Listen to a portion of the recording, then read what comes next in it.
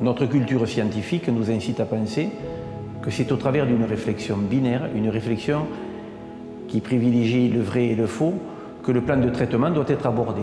Cette recherche d'un plan de traitement idéal est à mon sens peu compatible avec une activité de clinicien, puisque la somme des interférences qui opèrent entre les dents et les structures environnantes, mais également le contexte, on pourrait dire psychologique, mais même parfois philosophique qui existe entre les aspirations du patient et celles du clinicien, font que ce plan de traitement doit être abordé avec beaucoup de nuances. Est-ce que notre responsabilité est de répondre à une demande sans analyser son bien fondé, ou c'est au contraire de faire en sorte d'éduquer le patient pour que cette recherche d'un traitement idéal soit quelque part compatible avec nos aspirations?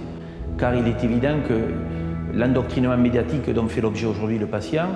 est dans de nombreuses situations, surtout sur le plan de l'esthétique, en mesure de quelque part créer des conflits entre